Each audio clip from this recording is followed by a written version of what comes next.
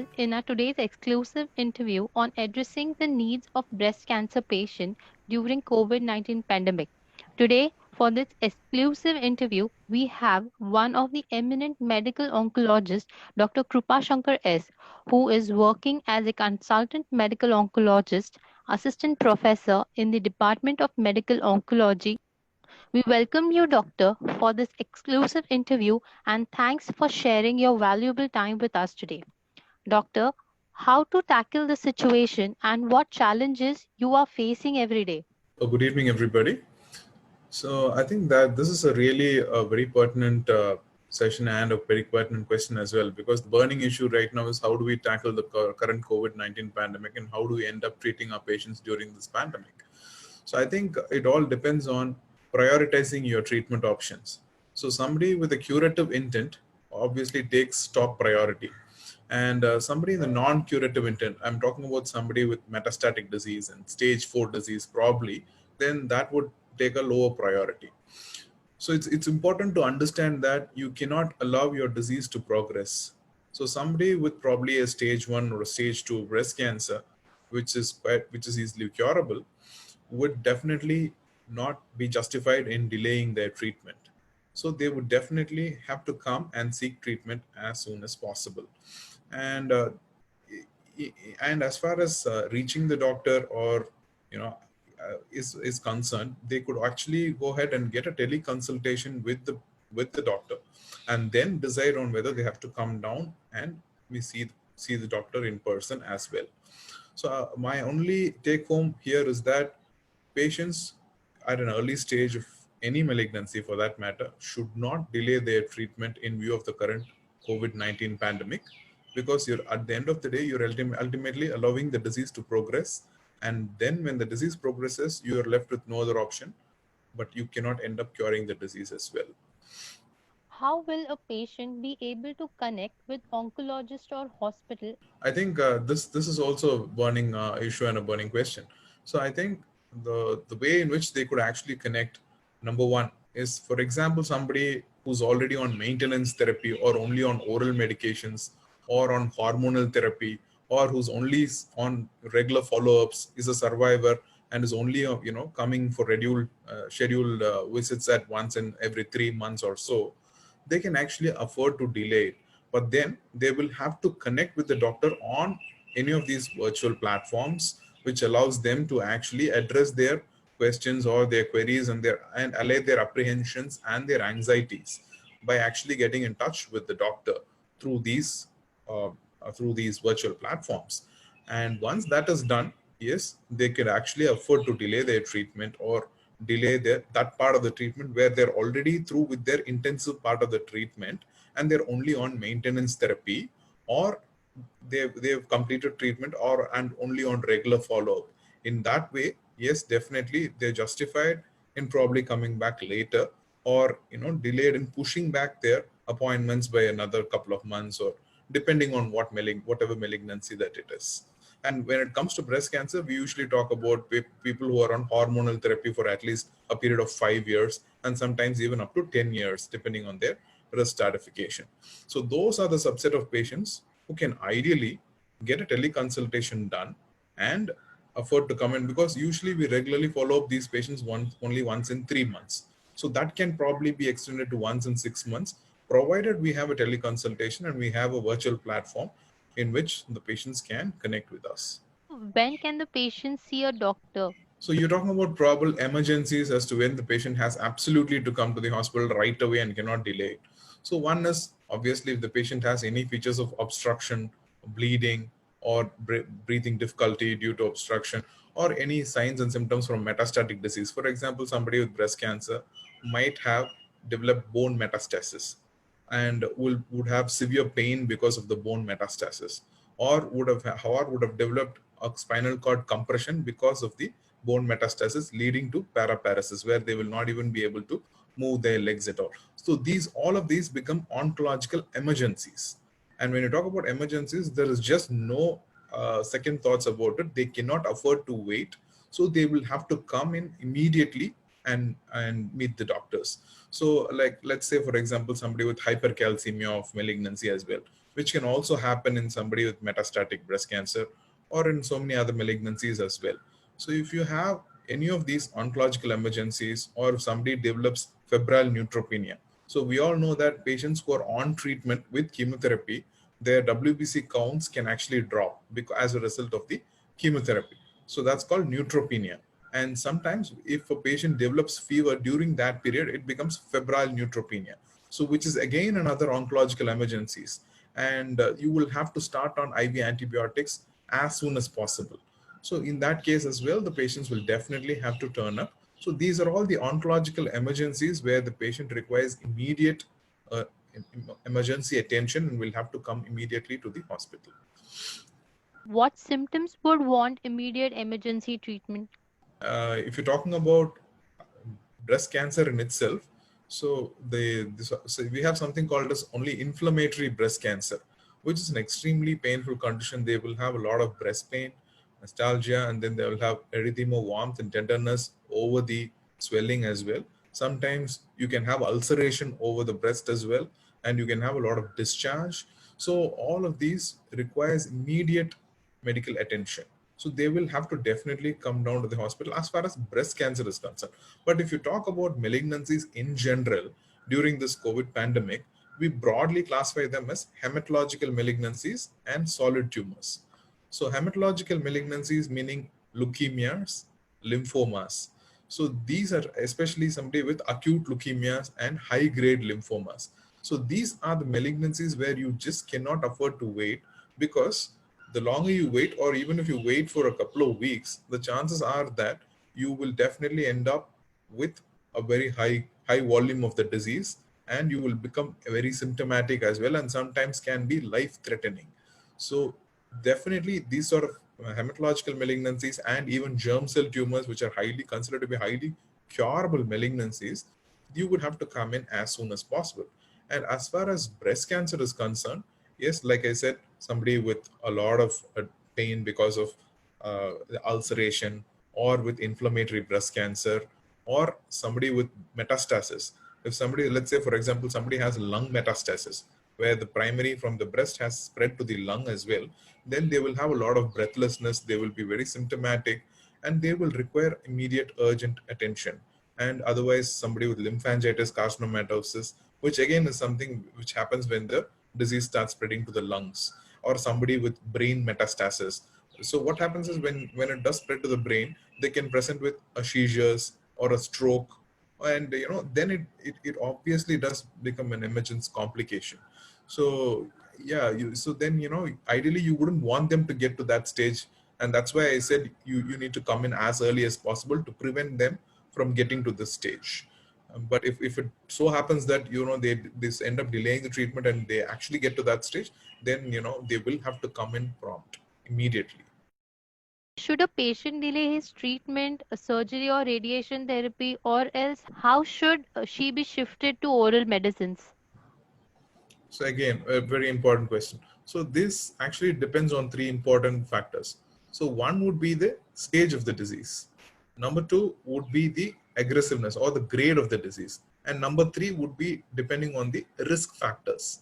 So let's say, for example, somebody with an early stage one disease, and somebody who's low risk. And by the low risk, I mean somebody who's got hormone receptor positive disease. Well, those candidates can ideally be only put on hormonal therapy, and they can be avoided, and you can avoid chemotherapy in that subset of patients, especially during this COVID pandemic, because the risks actually outweigh the benefits.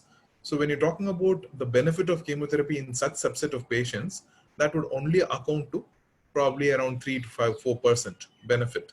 But if you talk about the risk of them developing a COVID infection, that is actually higher in patients with malignancy, because we all know that these patients actually, they have a compromised immune system, which makes them more susceptible towards developing the COVID-19 infection, thereby leaving them at a higher risk for developing this infection. So it is always a question of balancing the risks versus the benefit. And whenever we feel that the risk is probably higher, it's much best that we put them on oral medications or only on hormonal therapy.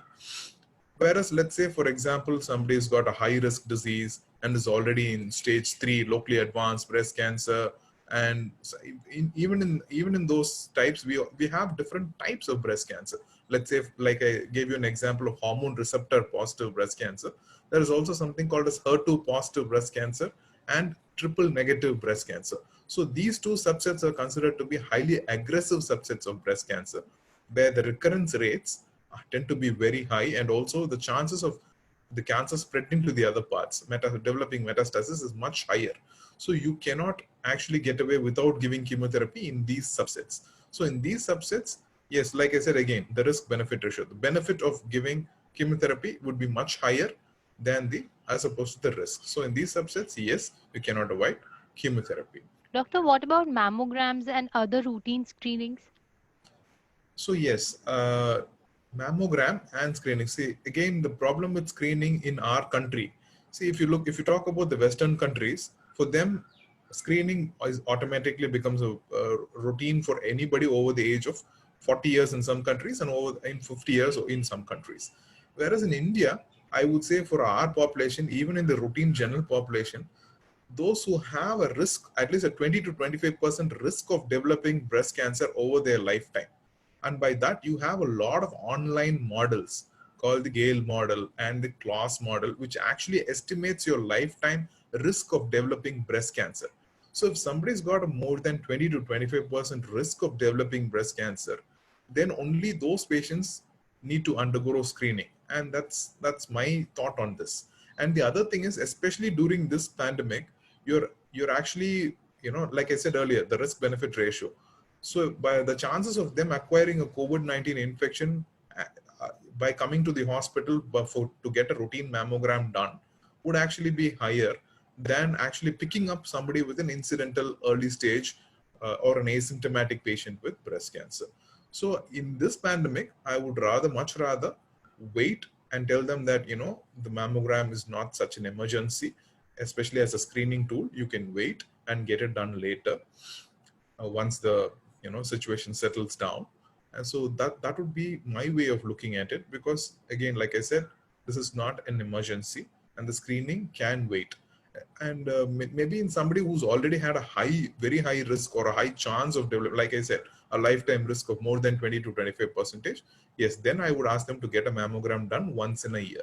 What a patient needs to do if she is having an urgent appointment scheduled? Again, I think that's a very important question as well. So it again depends on why the nature of the scheduled appointment. Is it for routine checkup? Is it for chemotherapy? Is it for radiotherapy? Is it for surgery? Is it for hormonal therapy, or is it for maintenance therapy? Again, depends. It absolutely boils down to why the patient has been asked to come up. If it is for a regular visit or just a routine checkup, yes, it can be delayed, provided they get in touch with their doctor, at least on a telecommunication through any of these virtual platforms as well, and connect with the doctor.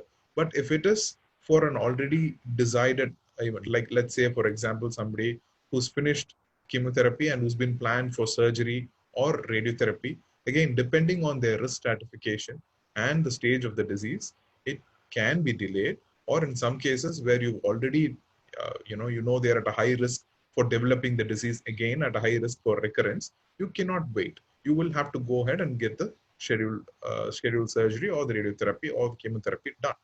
So ideally, yes, those patients can definitely get in touch with the doctor and find out if, about the nature of their appointment, and see that if it definitely requires them to come immediately, yes, then they should go ahead with their scheduled visit as planned. In a patient of breast cancer, how much higher is the risk of severe consequences of COVID 19? Just as we say to the general public, so they will have to practice social distancing. They will have to wear personal protective equipment, at least a face mask. Then they will have to look about general personal hygiene as well, washing their hands or not coming in contact with other surfaces. And I think these are the three golden rules that they need to follow, and not just for the patient, for patients with cancer. I think this applies very much across the board to the general public as well. So I would say these three things are very important. Number one, social distancing. Number two, following proper respiratory etiquette and also having good hygiene, maintaining hygiene. And number three would be wearing personal protective equipment and in this case, in the very least, at least a face mask. So I think these three are mandatorily need to be followed by any patient who visits the hospital.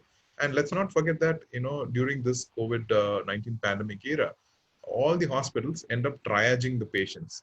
There is somebody who sits right at the reception. I mean, doctors as well who are involved in that, and they get a short history from the patient.